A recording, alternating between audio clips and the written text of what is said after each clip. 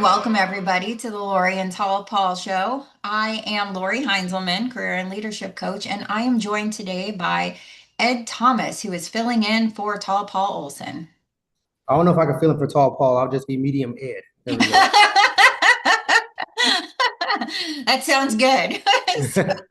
So today we're going to talk a little bit about emotional intelligence and managing your own emotions.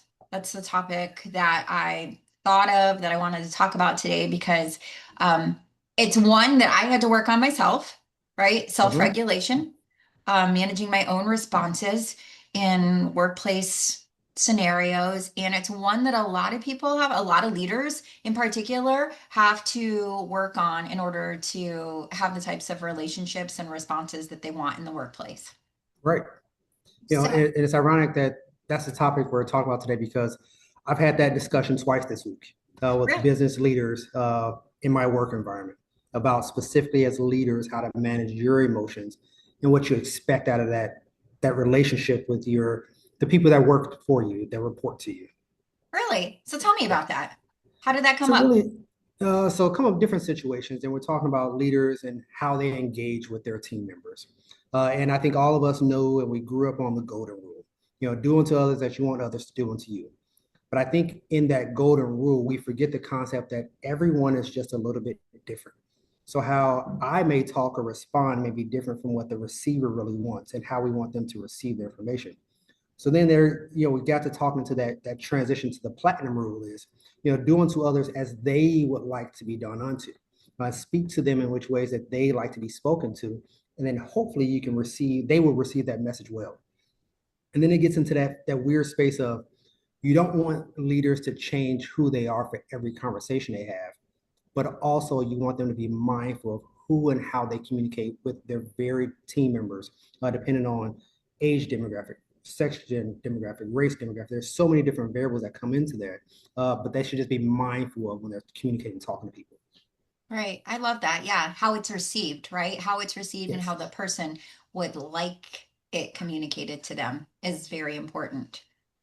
What about managing your emotions specifically in like a heated situation or a situation where tensions are high, or maybe you're frustrated about Mm-hmm. something that is or isn't getting done? And I bring this up because when we talk about managing emotions, the number one thing that comes up is hotheads like me who tend to Mm-hmm. be very reactive in situations when things aren't going our way or we're not getting the response that we want, or maybe someone's battling us, right? They're second guessing what we're saying. How have you handled this in the past, or maybe what have you seen? I think I'm a total opposite there because I'm not a hothead. I know you're Uh, not. That's why I like you. yeah. So, and for me, it's just a matter of just stepping back and just assessing what's going on. Because a lot of times when we're in the heat of the moment, what the things that people are upset about are not truly what we're discussing in the moment. It's something underlying that happened that either rubbed them the wrong way, or they have a perception that something's going to happen, or maybe it is truly being done. That's the thing that they're upset about, not truly what we're working towards. Most times, sometimes it is the facts of what's going on. And so, like a lot of us, I think years ago, when I was working on my master's program, I read this book called The Third Side, and it really talked into taking that second perspective and stepping back and not only seeing it from the other person's point of view and what you're engaging with, but see it from a point of view from someone who's totally neutral to this situation. How do they perceive what's going on? What does this look like? And I think if we can get to that space a lot of times in those heated debates, maybe we can have like actual conversation and communication, because when we're heated, people bump heads. We get defensive by nature, and then it takes us longer to get to what we're truly trying to work towards. So this is funny because we do have two opposites here. I'm Yes. hothead, you're not hothead. So I want to talk about that for a second Uh-huh. because the reason I got into the emotional intelligence space was because I was told once by my manager that I needed to work on my emotional intelligence. That's what I was told. You need to work on your Okay. emotional intelligence. So I had an idea of what emotional intelligence meant, but I didn't know exactly what it was, right? I hadn't studied it up to that point. I hadn't looked into like, I didn't know the different quadrants that are available or that Mhm. exist, not available. Right. And when I was told I need to exercise emotional intelligence, like I took it, well, one, I took it the wrong way, but my leader didn't give me any further information. So what I feel here is if you're going to tell someone that they need to exercise emotional intelligence, one, you need to help them understand what that actually is. Mhm. Tell them exactly what the behavior is that they're demonstrating, why it matters, and how they can get better. Like give them the tools Yes. that they need to be successful. Laurie, I were you wasn't listening to a given those conversation I had tools. this morning today? I had Okay. that conversation today, not about emotional intelligence, about talking to a leader about some other standards things they're writing a member up for some poor performance, and I was like, and they're new. Like, have we talked to them about what right looks like? Have we done what we need to do to educate this team member? Now, when we switch to emotional intelligence instead of like primary function duties, emotional intelligence, as you talked about, like we have the cognitives, we have the different ideology of what emotional intelligence is. Aside from just the name itself, what does the leader know or believe emotional intelligence is? And then that allows us to have a conversation about it. Instead of Yes. saying, I need you to work on your emotional intelligence. Does that mean I have poor communication or poor reception of communication with you? Was this a team member thing? What areas should I be more mindful of? Are there Exactly. suggestions and some roadmaps that I can work towards? But to tell me I just need to do better, like, thanks. Right. And my definition of that could be completely different, right? It could be that I Yes. think maybe I'm crying or breaking down in situations, or maybe I'm too angry in certain things. And what he thought I was doing was completely different, right? So Yes. being on the same page of that. So I tell you that because having no information, I went out on my own to find out what emotional intelligence was. So I did Mm-hmm. research. I came across the book Emotional Intelligence 2.0 by Travis Yep. Bradbury, and that I read the whole book. Well, I asked if I could purchase it first from my manager, and then I read the entire book. I took the emotional intelligence test or assessment, and I learned some things about myself. Mm-hmm. The one part I knew, my self-regulation, I knew that. But I was actually really surprised by some of the other things that I learned in the different quadrants, like relationship management and things like that. I thought that I was very good in that area, and I learned that there were some key areas that I needed to work on. So Yes. I took the initiative to find out what emotional intelligence was and take the assessment so that I could work on improving for myself. So I learned a little bit more about what that was. And that's why emotional intelligence and the reactive piece, the self-awareness and how you manage your emotions, quadrant one, that's why that Mm-hmm. one is so important to me. Because I think for that's the important piece because we have to have a platform to build off of. If we can't manage our own emotions, we tend to try to manage other people's emotions. And so then we get into this space where we're constantly managing other people's emotions. And now they are, if we're a leader, now they're like, oh, watch out, Laurie's in a mood. Ah, watch out, here she comes. Ah, she's going to talk to me this way. So now I'm going to receive it in a certain way because I just feel like she's going to come engage with me in a certain way. But if we can start with managing our emotions and come into it with kind of a neutral feeling, even if we're excited, even if we're angry, but we're not coming into it with overly hyperextended emotions, then maybe our team members can receive it well and we can build and grow that relationship. So you are someone I know who has high emotional intelligence in this area. Uh, I know that you Medium. manage your emotions well because you're not a hothead, right? And Yes. so, and that's not to say that reactiveness and being angry and being quick to judge and temper is the only aspect of emotional intelligence. There are other sides to how we react, right? But the hothead one tends to be the number one that's most visible in the Mm-hmm. workplace. So I'm going to ask you a question, and then we're going to talk a little bit about some things for people who may be like me, who need to take a second, take a step back, and think about how we react to things. So, from your side, you're my boss. We're working through some things. I don't know, maybe you're giving me a performance review, and I start to get a little heated. Mm-hmm. I start to raise things to another level. I'm not happy with whatever it is that you're telling me. How do you manage your response to me or someone when you're in that confrontational sort of setting to maybe diffuse the situation? I don't know if we can quite diffuse it, but for me, I don't want it to get to a place where we're now yelling back and forth to each other. For me, if I get to that place, I'm well outside of my character. And so we've crossed a lot of borders to get there. So really comes back to reestablishing the foundation of our communication. Hey, we're having this conversation, like put it on the table. We're having this conversation. I see that what we're talking about here is really upsetting you to the point where I feel like you're yelling a little bit. Sometimes when you acknowledge it and you say those words, people kind of settle into it. Like, oh, maybe I am, raising my voice to my boss in a setting. And so you put it on the table and you acknowledge, hey, I understand your feelings about this. But I'm having, especially for, let's say I'm having a performance review, my intentions are for you to do better. That's why I'm giving this performance review. And so if I can communicate why we're having these discussions, then hopefully it allows you to let your guard down and not be defensive so that you can see that my intentions are pure. I'm coming into this conversation with, if we're talking about this example, to help you grow and develop, not to write you up and kick you out the door. And so as we go through that space, my hope is that you receive what I'm saying as genuine because we've had a lot of previous conversations before then. You've seen me build trust with you, many engagements from walking by you in the hallway to stopping and checking on you how your weekend was and things like that. Building that trust early. The speed of trust should not happen at the moment we need to have that conversation. It should have happened well before then.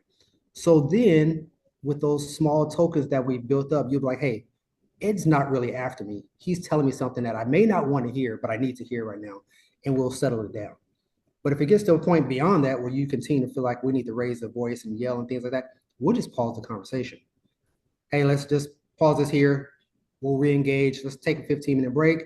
Maybe you need to go get some water, walk around a block. I'm not sure what it is. And y'all throw some options out there, and then we come back together because we're still going to have the conversation.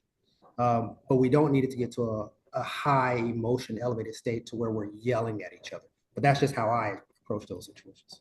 I like how you said that because that's key. I wanted to, see where you went with that. And I like that you said, let's pause. Let's take a break. Because that's going to be my takeaway for anybody who's listening who maybe struggles with how they react in certain situations, whether it's at work or in life. When you find yourself reacting in a way that you know you shouldn't, maybe out of Mm-hmm. anger, frustration, whatever it is, and you realize you're reacting instead of addressing the situation, take a breath, pause, think before you say something. What you just recommended, maybe walk away, right? I need 15 minutes. I'm going to step away. When I come back, we'll resume this conversation. If it's an email, and it's an email that's got you fired up. I know you've heard this before. Wait 24 hours before you respond. Do Type it, not don't hit send. reply back while you're like in that moment where Breaking the you're keyboard. right when you're fired up. And that's something that I've had to learn because I do recognize that in myself. I've always been this fiery, person. And I have greatly improved in my emotional intelligence by just taking that step, by just Mm-hmm. pausing, saying, you know what, I don't need to react right now. I don't need to respond right now. And then removing the emotion from it. So it's okay to Yes. feel the emotion, but Yes. remove the emotion when you address the behavior or the situation, because that's what Right. really needs to be addressed, like you just said earlier. Mm-hmm. And the best part, one of the things that I just stood out to that is like the emotion is real. It's okay to have the emotion. Like don't feel like you're not by expressing emotion. Some people when they get angry or just passionate about things, they cry, and then they're upset because they're crying because they feel like they're being judged because they're crying. Crying's an emotion. It's okay, Yep. but let's get to a place where we're communicating, especially if our intent is to do better and grow. Let's bring it back down to a space where we can communicate and receive the message well. Some environments that may work. We need to yell and things like that, but in a lot of business settings, that's not a requirement. Even in a lot of home settings, I imagine you've been at home and you have some things going on, and your level goes from here to here like that. I talk about when I'm engaging my son, he gets his emotions high. Hey, let's take a break. Go for a quick walk. Walk around the house real quick. Come back. Let's talk about this. so we can bring the emotion back down, and then we can move forward with, hey, I just need you to hear this, what's going on, and we can go on from there. Right. And you address the actual situation. I Yes. liked what you said though a little bit earlier because you talked about like crying, like if people cry or if they get frustrated, whether it's a man or a woman, right? It doesn't matter. Hmm. But that's also an aspect of emotional intelligence that a lot of people don't recognize. Some people are I shouldn't say overly, are sensitive to certain things. So their response by nature is to cry when they're upset, whether they're Right. angry and they cry or they're upset. They get upset Or they're quickly. happy and they cry. Yes. Yes, exactly. And that's okay too. Like you said, it's okay to have that reaction, but you have to use that emotion and to fuel almost like how you respond. Like it's okay to sit with it and feel it, but then set it aside and then move forward with uh, whatever the outcome is or whatever the Yes. situation is. But I like that you said that. Yeah, we tend to think of crying as a weakness, and it's a natural emotion, and it's okay to have it Yes, can we say that again for the men? Say that again there. for the men. Okay. Do not cry ever. No, no, Crying crying is is okay. okay. Crying As is a okay. mom of two adult men, it is okay to cry. It's all right. Okay. And that's kind of going down a different road, but like with emotion, it is important to let it out, right? Which is why I do say it's okay to feel that emotion. It is Mhm. okay to let your emotion out, but it's when and When and where. how. Yes, when When, and where, how and how. exactly. Yeah, I'm about to butcher this, but I remember reading some many years ago. Talk about, now I think about. Let me make sure I have it right. When you're upset, like, are you upset for the right reason at the right time with the right person? Sometimes we get mad about things and our anger comes out, but like, have we truly evaluated who or what or why we're upset? And to what level should we be upset with? Sometimes it's just who I am and that's how it is. And we just let that emotion, as raw as it is, just pour out. And then we try to pick together the pieces afterwards instead of being kind of, thoughtful of the situation and working through the emotion, expressing it, but to the appropriate level, to the appropriate people. I love that because there's so many times I'm upset about, well, I was going to say you probably know it's a husband, but maybe not. Sometimes I'm upset about something, and it has nothing to do with Jamie, my husband, Mm-hmm. but I take it out on him because of Because something he's there. that happened Mm-hmm. earlier. And Yep. I have worked on that. I Yes. have worked on recognizing that it is something else that's fueling how I'm feeling and actually expressing that to that other person, whether it's Jamie or someone else. If we're all doing it right, we're always working on it. No one has it right. No one's perfect at it. So we're constantly works in progress to get better at emotional intelligence because we're constantly personally growing. Those people around us are growing as well, and how we communicate grows and evolves as well. So this is a continuous process that no one just gets a certificate or a degree and say, "Hey, I'm emotionally intelligent," and then throw it up on the wall. It is a work in progress for life, hopefully. So, can I ask you, because it sounds like you've had conversations like this at work, have you come across people in, like during your time at work in your career, whether it was military or now, outside of the military in your civilian job, who maybe don't feel that emotional intelligence is as important as intelligence? Oh, very much so. Uh, they're very, let's say, job specific focus, which is important because we're all hired for a job. However, for the growth of the organization, I think emotional intelligence is what helps good companies become great because the culture is what's there. The culture is what draws people to want to A, be there, and then B, stay there and help the company grow and then recruit more people who are like minded with regards to how we support each other. We could find a bunch of talented people all day. You look at any, let's say from a sports perspective, they're all-star teams all the time. But you put those all-stars on the same team together, like that doesn't make them a great team if they don't all know how to work well together. So I think that's where you have to work with those team members to get them to understand the importance of the team and how we make things right, not just the function of the job. I wonder how we do that. How do we get through to some of those resistant people in the workplace who don't value emotional intelligence? Small steps, small steps, getting them to see the return on investment. Because the hard part is it's hard to measure the return on investment in short periods of time. It takes long period of time, community, culture development to really measure those things. And a lot of these individuals are very data driven. I need to see this. I need to say if I'm doing this task, it gets this result. And emotional intelligence doesn't always give you that hard fact data that you can visually see and measure. So you just have to work on it, continue over time, knowing that I'm not going to win them over right now, but I can get them to just slightly see my perspective in this moment. And then we just build on it from there, like a Lego. We build on it, we build on it, we build on it. And then hopefully over time they can see, I created something here. And then, and then hopefully they take it with them and instill it within their teams as well. And I ask this question because I know a lot of people struggle, right? You have great leaders, you have leaders that are not so great. Um, when it comes to managing their own emotion, but then also building relationships with others, which is another aspect of emotional intelligence. And those two things, in particular, are what make people want to work for a certain leader, Mm-hmm. right? Or make people want to be in an organization, want to be in a certain department, right? We know that there's research out there. I can't pull out the numbers right now, but there's research out there, right? That says leaders who care about their people, right? Who respond appropriately, who know what to say, how to say it, when to say it, who care about their team and who build those relationships to show people matter are have higher impact than people who don't. Mm-hmm. But I want to know how I know I'm asking you like you got the solution, Ed. I wish. I'm writing a book. Like you're gonna make this happen. But how can you pull together? Let's I'm trying to think of an example. Let's say you have five engineering leaders, five leaders, they're all directors, and only two maybe are high in emotional intelligence, the other three not so much. They work for you.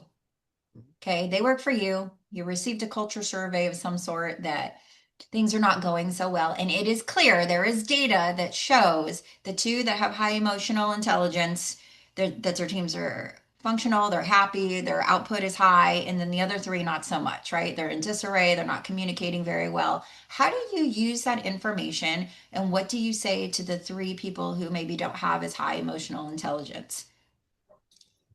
So first thing I like to look at for these type of situations, and I look at this for a lot of things when we talk about growth and development of team members, is what have I done as an institution to assist these team members for any type of aspect? But in this situation, a lot of times we put leaders in positions because they're great technicians.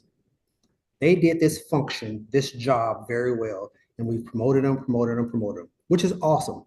But now we've promoted them out of being a functional individual contributor to a leader of an individual contributors. So now they're leading teams, and we've given them zero tools to be successful in this space. Some people, through life experiences, pick it up. Maybe they're the oldest sibling. Maybe they come from a small town. Everyone communicates. Maybe they played a lot of sports growing up. So some people just develop certain skills through life experiences, whereas others may not have had that exposure and opportunity. But many times we put people in leadership positions and just assume they got it because they were a great technician, which is not the case in pick a field, any field you can think of. Um, so first and foremost, what have we done to instill the tools in them or to support them in this leadership role? Have we provided them any training, any coaches, any classes? Can we provide a coach for them? There's so many resources out there, but what have we done aside of just saying you're not getting it? Second thing is with the discussion of the data, talking to those leaders and getting after what their intent is as a leader. My hope is as a leader, they've thought through their strategic plan for their organization, for their team they're developing. And hopefully in theory, their strategic plan should align with my organizational plan for this team. And that should look like growth, sustainment and or growth in this department. But if you're constantly turning over your personnel, which means you're constantly recruiting, you're constantly onboarding, and we're utilizing a lot of resources to build your supportive team, hopefully they'll see the data and like, hey, maybe let me give this emotional intelligence a try. Or let me be mindful in how I engage and communicate and things of that nature because it does have a return on investment that now that we have the data, they can see and see where they're lacking from their peers. So those are just two different ways I would kind of attack that situation. Good answer. So, you know what? While you were talking, I just realized something that I failed to do, and we're just going to have to do it now and then edit it in. All right. We got to tell people who you are, Ed. Ah, Like, who is you, Ed Thomas? Like, this isn't just some guy that just showed up and I said, hey, will you talk on my podcast for me? So, why don't you just tell people a little bit about who you are? Like, tell them about your career and what you're doing now. yeah, we'll do. So Ed Thomas, currently work as a HR business partner for an organization in the medical community.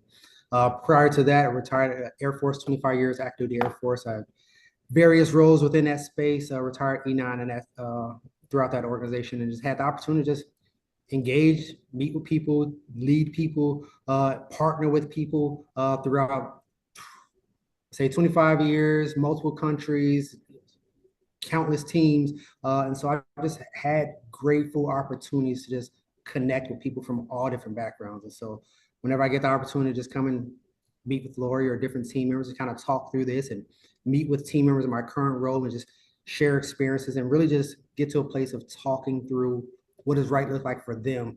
I enjoy those moments. So thanks for the opportunity to be here. You're welcome. What Ed is is not saying, and he's so humble, is that E9, Chief Master Sergeant, very few people obtain that rank. And to me, that's amazing. Like Chief Thomas, like I always see Chief Thomas, like what you have achieved, you should be very proud of that. I'm just Even, Ed. yes, even if people don't have, a military background, that is a high, high achievement. And I asked Ed to come and fill in for Tall Paul because when I met Ed, I recognized something so great in him with his leadership ability. Like Ed is a great leader and he sees people for who they are and he works to build them and build them up the best that they can be. And Ed Thomas is one of the best leaders I have ever I met in appreciate my that. life. Thank you. Yes. I appreciate it. But I think that's where it's at. Like that last piece you talked about is meeting people where they're at. We can't just assume people know things. I don't know things. I forget stuff all the time. And I just don't know stuff, which is the joy of life and learning things daily. So many times we just assume people know, and then we get our feelings hurt when they don't know. Well, that's my fault. Like, Yes, you're now right. I'm upset because of an expectation that I put on myself that you just knew something. And so just it's nice to meet people where they're at. You I never know like what that you'll learn. I like that you say that about we just assume people know because I don't Mhm. care what it is, right? What I just said earlier about emotional intelligence, right? You need to get better at your emotional intelligence. Did my boss assume I knew what emotional intelligence meant? Did he assume I knew specifically what space? I mean, heck, there's four quadrants. That's Yeah, right. right? There's four quadrants, social awareness, relationship building. And then the self-management piece is one of them too, right? But just assuming that people know, I shouldn't say anything, but assuming that they know what they should be doing, the scenario that you brought up earlier, without telling them, without asking them, is a mistake many of us make. What are your expectations with these things so that I can be successful in this space? Because what maybe work for you when I engage with Tall Paul may not be the same for him. Now it may be close and there'll be some overlapping things there, but it may not be the same expectations. So as we're talking about leadership and how we're communicating from an emotional intelligence space, like engaging, and if our teammates don't have these skill sets quite, or they're not displaying them, we all have them, working with them to draw those skill sets out of them and help develop them in those spaces. So it sounds like if someone does have something like that happen at work that they recognize that shouldn't have happened, that they can go and approach the person, have a conversation, recognize that they were wrong, and maybe admit that they'll or say that they'll try better next time. And that's really all that we can do. I think that gives you so much credibility. The just becoming like being forthcoming and acknowledging that I messed up, especially as a leader. I messed up because a lot of things that you may have, shortcomings on, they're not going to see from a productive standpoint that your boss may see, however they're evaluating. So they're constantly trying to make sure you are getting what you need so that you can be successful, so that they are then being successful. So when you can acknowledge to them that, hey, I messed up here, that gives you some space, I think, in that relationship so that they see you as a person, not just this great all-powering leader that they have in this, in this mind that they have. It makes you real. It makes you real. It shows you're vulnerable. It shows it's Mm-hmm. okay to admit that you're not always right, that you Yes. made a mistake, and that's behavior that they can emulate. Mhm. That's what I love.